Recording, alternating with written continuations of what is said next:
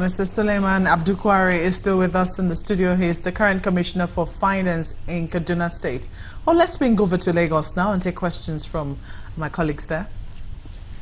Well, yes, indeed, Mr. Kwari. Some of the comments we see, the feedback we're getting, lots of people find it difficult to actually come to terms or believe some of the comments that you've made. For instance, they don't understand why is it that you cannot tell us what law the state government under the Land Use Act relies on to forcefully take over that property, especially when they also say if there was no notice served on them to inform them that it was going to be taken over and turned into a park, or is it a garden?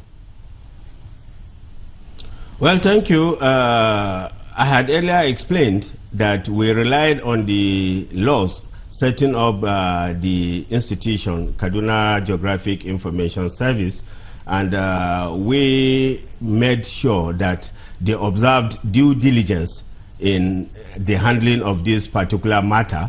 And what we have done so far is to ensure that as a first-class institution and under the reformist Malam Nasiru El-Rufai, as we all know him, his capacity is known, and we ensure that we don't differentiate or segregate between the very high and the very low in Kaduna State.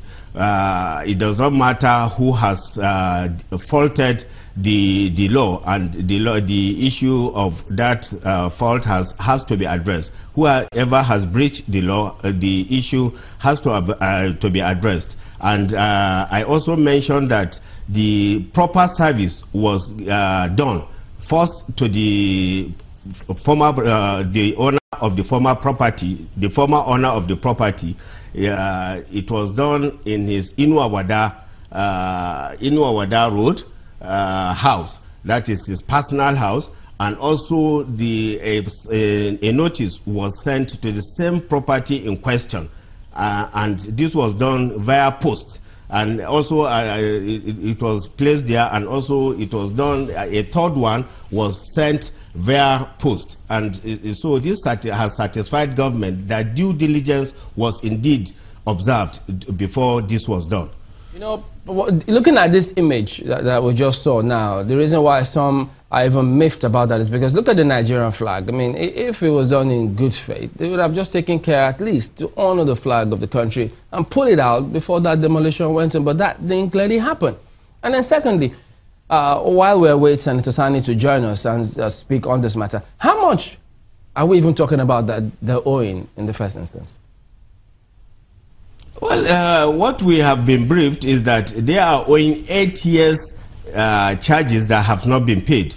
So the service that was made to them will have captured how much, and it is within their purview to know and go and regularize within the time, but they did not. And the government has to resort to the last option of revocation, which was executed and is within the law setting up charges. It was recommended, the board approved it, and it was brought forward for ratification, and they were given the go-ahead.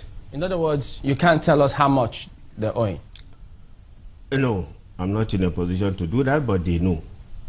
Okay, because this is why we, perhaps you may also advise the Director General of Kaduna Geographic Information Service to speak on this matter, to clarify some of these issues, because the statement he read out there left so many gaping holes on this particular matter, because those who say, look, the value of the property outweighs how much they may be owing, and so they don't see any rationale economically why those will happen. But well, I'll let my colleagues come in on this one. Very quickly now, at the point where you made mention of the government being running 24 hours a day, people will begin to ask the question and wonder, if you have to carry out a demolition by 4 a.m. in the morning, is government working at that time? This clearly suggests that there are ulterior motives to the actions that you take. How do you respond to that? Well, at the highest level of governance, we don't observe official working hours, and it is open. We stay sometimes very late, sometimes we hold meetings very early in the morning, and it does not matter when. But what we have done was to make sure that this house in line with the law, because this was started, it wasn't, mind you, it wasn't just that house that was visited on that fateful day. There were other places around Kaduna that were equally demolished. You have a bureau chief in Kaduna. You can ask him to go around and also speak about them. Probably this is receiving is receiving so much reviews because of the personalities involved. But I can assure you that demolitions of other items or properties were done on same day. They probably got to that house at the very hour, because it was the hour that is in question, because it was said a timeline was given for them to execute all this clearing of houses that are not in compliance with the laid down rules and regulations of such low ownership of properties. You know, I'm just wondering, when you make those submissions, and I think, and I just wonder to myself, what other services do you provide at night? How do you mean, Chris? No, because you say that you work at night, you work during the day, you work 24 hours as a matter of fact. So I'm just asking you, if you are able to go about demolishing people's houses at night, what other services do you provide as a government at night? We provide security, and it's part of the service of government.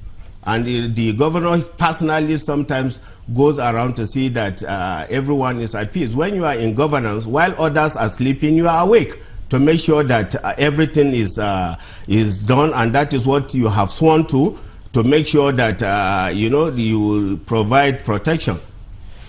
Now, let's come quickly now to Abuja, where, you talked about the laws. And we're looking at the Land Use Act here. It is the governor's right to be able to revoke certificate of occupancy. Correct. The Land Use Act stipulates under the conditions underneath it which can do that. It says it shall be lawful for the governor to revoke a right of occupancy for overriding public interest. Overriding public interest in the case of statutory right of occupancy means the alienation by the occupier, by assignment, mortgage, transfer of possession, sublease, or otherwise of any right of occupancy or part thereof contrary to the provisions of this act or of any regulations made thereunder. I mean, it goes on ahead to stipulate what overriding public interest in the case of statutory right of occupancy means. But nowhere does it talk about a demolition. If the area you say was marked as a residential area and, the property has been converted, it doesn't say that the structure has changed. The property was just converted to political use. Couldn't the state have, reserved it or kept it for residential purposes, perhaps sold it on to somebody else? Why demolish? Wasn't that rather extreme? Well, I have already said that within the ambit of the law, the Land Use Act that you mentioned, these are options available. And the government deemed it fit that this extreme case be taken to restore sanity. And sometimes such actions have to be taken for, one, our electorates to believe in what we are doing,